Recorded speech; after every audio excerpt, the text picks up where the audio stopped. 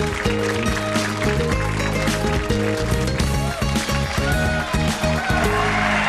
anchor and correspondent for Entertainment Tonight, our next guest has interviewed every star in Hollywood. This Friday, he's also hosting Miss USA pageant. Please welcome Bob Goen. How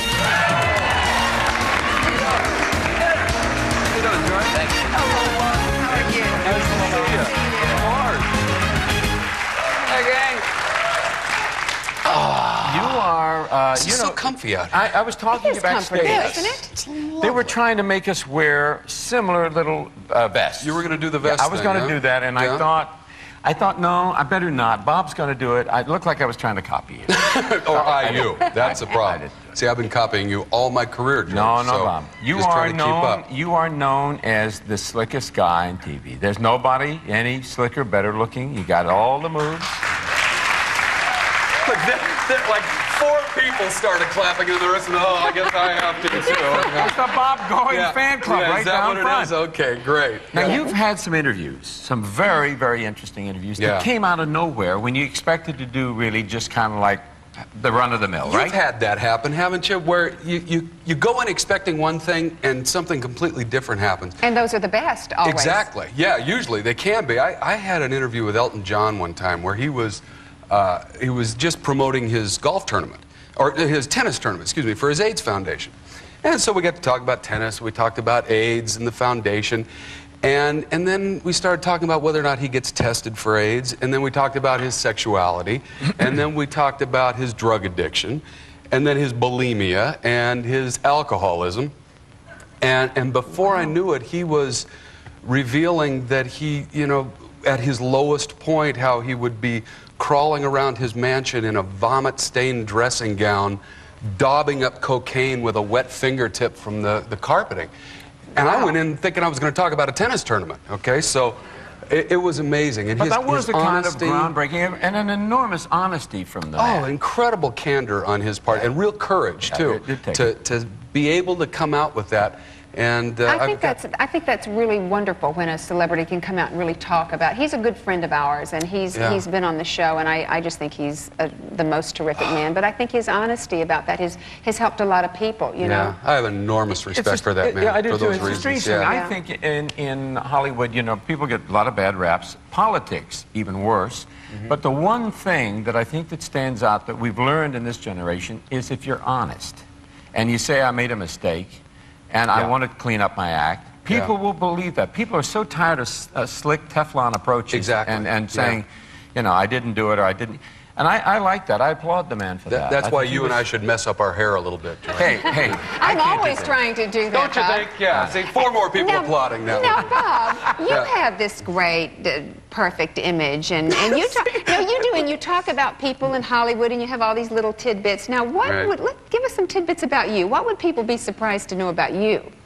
That I'm really a pretty boring guy. Really? I really am. I've always said that. Thank you. See? I've always said that. I knew somehow instinctively, Bob. See, I heard you guys talking at the outset. You're at the party with Rosie O'Donnell, and you're over there with, who was it? Sophia Loren. Sophia Loren. And oh my God, Mr. and Miss Showbiz.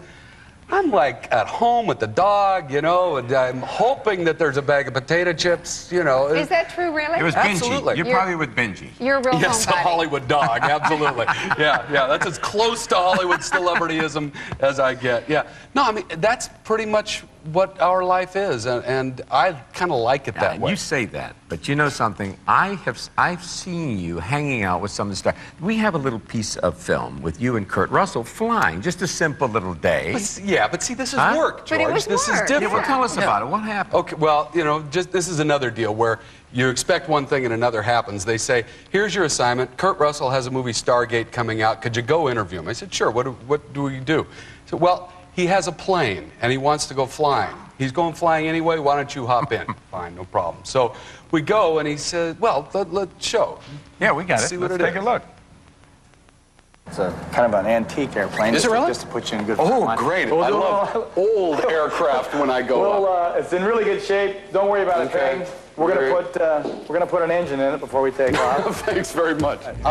Can we buzz some celebrities' homes? You want to do a little Let's do. map of the stars Yeah, in the sky? yeah. Okay, we'll do that. We'll map of the stars. You ready? You ready to lose your lunch this way? Oh, yeah. Hey, right down there, Steven. Oh, we're puking on Spielberg. Here we go. There's our house right down there. Oh, yeah. See the pool. There's Goldie. Goldie! Goldie! Hey, Goldie! Hey, baby! Hey, He's hey, the dog. baby. Good guy. Great guy. I love Kurt Russell. The punchline of that story is we also cruised Tom Cruise's house that day. And I interviewed Tom about 3 months later, and I told him about it, and he said, "That was you?" He had actually heard the plane circling and called the police on us because he thought we were circling too low over the house. So there you go. Now, you've always had an idol, right? A guy like, shall I say his name, Dick Clark? You may, yes. Dick Clark is... Now tell us why and how that happened. Well, Dick is just, to me, the consummate broadcaster. The guy's in the Broadcasting Hall of Fame, and I've always looked up to him, and I've kind of followed him throughout my career. My first job out of college was as a stand-in game show contestant for Dick Clark Productions. When they try to figure out how a game show works, whether or not it's going to work, they need phony contestants to come in and stand there and answer the questions and play the game. I did that, and Dick was in the room, and I got to watch, and it was all swell. Now, I got my first job in radio. Dick Clark owned the radio station. I even actually stole a picture from Dick off the wall there. Dick doesn't even know this, so there you go, Dick. If you're looking for that portrait, my house. Little honesty. Yeah. It's a picture of Dick as a young man, of an official portrait that he had, and I have it hanging in my house now with little votive candles around it. It's kind of a shrine. and then the ultimate compliment for me was that when I took over the Miss USA and Miss Universe pageants, I took the reins from Dick Clark, who had hosted it for the preceding 5 years. And you're hosting that this week, right? Yeah, I do the Miss USA pageant this Friday night in South Padre Island, Texas. And it's a real trick. It makes me feel great to have taken the reins from Dick Clark. And after I did, he sent me a little note saying, if I have to pass the baton to anybody, I'm glad it was you, and that kind of thing. We know it's true, great. and we appreciate it. And I think Friday's winner on your show is going to come Miss USA. is going to be on our show Monday. Oh, no kidding. Yeah. We got her first. Oh, great. Yeah, so, great. Ladies and gentlemen, There see you go. Bob Goen Friday night hosting the Miss USA pageant on CBS. Thank you, Bob, thanks so My much. pleasure. Thanks a lot. Appreciate it. Still ahead, international beauty expert Rickett gives George a foot rub he'll never forget. But first, he played a good guy in Jake and the Fat Man and a bad guy in his next movie, The Many Sides of Joe Penny, up next. Let's talk exercise. Lifting the TV remote. Does that count? What if it were easy? Oh, I'd like to know what you call easy. 20 minutes a day, 3 days a week. And what do we call this marvel of modern exercise? The Nordic Rider, new from Nordic Track. The new Nordic Rider is the smooth, easy way to get fit at a great price. Advanced push and pull dual motion lets you exercise more muscle groups, including your arms, legs, back, chest, and stomach. Burn off calories and get a better total body workout with the new Nordic Rider. Yours for only $299.95. The Nordic Rider is from Nordic Track, a recognized leader in home fitness, so your complete satisfaction is guaranteed. Try it for 30 days in your home and see the results. If you're not 100% satisfied, send it back for a refund. Call now for a free information kit about the only rider that's good enough for the Nordic Track name. The Nordic Rider. Call the number on your screen today for a free information kit. Do you want to make more money? Then call this toll-free number to find out how easy it is to train at home for a better career. At ICS, more than 10 million men and women have prepared for new careers without ever setting foot inside a classroom. And now at home, in your spare time, you can get your diploma or degree. Choose from any one of these courses. Then call toll-free for free information about training with ICS. Call 1-800-417-1300 right now for free information. There's no obligation, so call right now. Why would anyone call a telephone psychic service? Sometimes you just need to talk to someone who can see things that you can't. Why did you call the Stallone Solution? I called because I wanted to see if their psychics were any better than the other psychic lines. And what happened? The reading I had was the best I've ever had. Not only did I keep calling, but I call every day for my free horoscope. Get your free 2-minute reading when you call the Stallone Solution now. First 2 minutes free, $3.99 per minute thereafter. Adults only.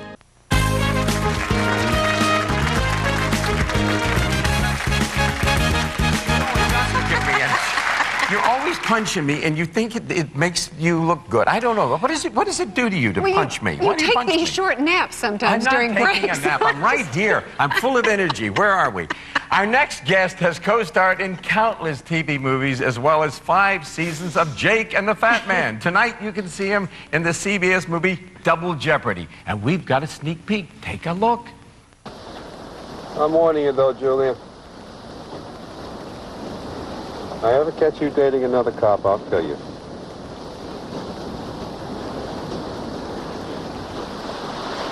You don't humiliate me. Please welcome one of Hollywood's top leading men, Joe Penny.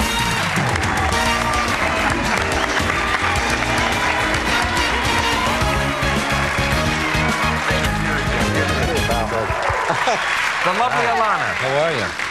Where would you like me to sit? Right here. You sit right next to Alana over here. You're Now, wearing do you know a each jacket other? suspiciously close to the color of her eyes. Am I? Yeah. I planned it like that. Yeah, I can We see. talked before last Did you? night. Beautiful. It's a wonderful color for you. I didn't know you two knew each other. We know each other from Do you years know, ago. I'll tell you where it was. We did an award. We did the Emmys together years ago. Right. And we were backstage having a cup of coffee, talking, and listening to all the craziness before we went on stage. That's right. And that's but you and Alana know each other, don't you? Yeah, we do. From acting class we were in years acting ago. class years ago, and I was in class with Alana. It was like my second week in class, and Alana wasn't there. We had off different days that the actors would go in and out. You were not scene partners, excuse me. We did one scene together, yeah. But I remember seeing Alana and thinking that was the prettiest woman I'd ever seen in my life. You what? That was the prettiest woman I'd ever seen in my life. Alana, the walking in the prettiest class. woman you ever Yeah, saw? well, there was a lot of this particular class had a lot of very beautiful women in it, thank God. And fortunately for me, and I was just like an 8-year-old little. That's the little nicest boy. thing. Yeah, it's great. Oh, that's so sweet. Thank you. Yeah, you bet. We had And but you could tell right then he was very talented. No. Very talented. Because he thought you were the most beautiful woman in the world? What are you talking No, about? because he was a wonderful actor. Oh, okay, I got it. Thanks. You're kind of a homebody yourself, though. Pretty I mean, much. We've Pretty got two much. guys in a row. I don't believe this. See, I used to be a homebody. When I was married to Alana, I wanted to stay home. Then I got a divorce. I want to go out. Now, Alana likes to stay home. And I don't get it. You just... Well, you know, you've been in town. You've been in here in Los Angeles for like years, right? That's I've been here for over 20 years, and I think the first 6, 7, 8 years you're here, you kind of go out and experience a lot of things, and go here and go there, and you kind of see it all. And you kind of do it. And you know, you've done all the tours, you've seen all the places, you've gone to parties, you've met people. And then after a while, you know, you get your house and you get your thing and nest. And you like to stay home in the nest. I mean, Sure, because eventually I'm going to be on the road somewhere for 2 months, working 20 hours That's right. a day, and Living in a going hotel insane. Living in a hotel and all that stuff. You know, they're always trying to get us to go out. What are you doing? Our producer's always saying, you know, we have to go out to Hollywood events so we can come back and talk about them on the show. I love to stay home every night with my kids. But you have to do that, right? I mean, that's like a thing. You need to do that thing. Well, we do for the some show. of it. What is he doing? I'm doing what are you talking about? You know, I'm just visiting. I don't know. I'm doing my bit, and I'm out of here. And he's not I don't know Joe, what he's doing. Joe, hey, He's I'm not just gonna thinking. start with me again. No, there's something that's just going through my. I don't know if it's going through the audience's mind, but I'm thinking you guys might be right for each other now. Have you thought about that, huh? Look at Joe's face. He wants to kill you right No, here. no, Joe, you know what I'm saying. Hey, You're watching Joe. the end of a career. No. This is what you're watching now. Now, you've always played. You're killing me. Yeah, no, go ahead. No, you've always played bad guys, right? For the most part, Double yeah. Jeopardy? For the most part. I've been playing a lot lately, in the last 2 or 3 years, which is, I guess that's okay. I don't find as much virtue in it as playing a character with a little more morality and a little more courageousness and heroism type thing, you know. But the thing about the bad guy, for lack of a better phrase, is it's just, there's a lot more things creatively at times you can do with that. And it's a lot more interesting. So, just from a creative point of view. But there's something that's really interesting, and I heard that Montel Williams called you. You know, this is true. You found that out. There was but this is a true story that happened. And the man that I portrayed had a mistrial. His first trial was a mistrial. This is in Double Jeopardy? Yeah. That's on tonight. That's on tonight. And the second trial, of course, he was convicted. Now, Montel Williams called me. Not Montel, but his folks called and said, listen, would you come out to New York and be on the show? Because the whole show is going to be about this story.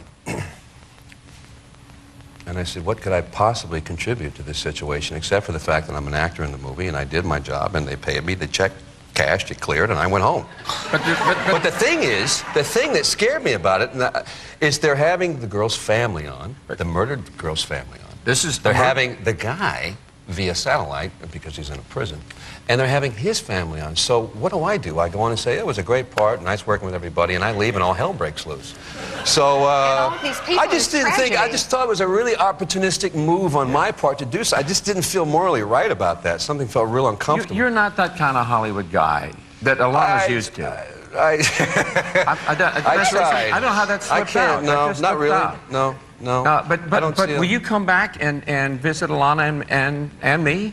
Sure. Huh? Of course I will. All right, then. Tonight it's on. Is it tonight? On, yes, Channel 2, 9 o'clock. Channel 2, 9 o'clock. Ladies and gentlemen, Joe Penny, Double Jeopardy. We'll be back with Judy Collins. Still ahead, is every waiter in Hollywood an aspiring actor? No, some are aspiring singers, and we found them. But first, she's Bill and Hillary's favorite singer, and she's right here, Judy Collins.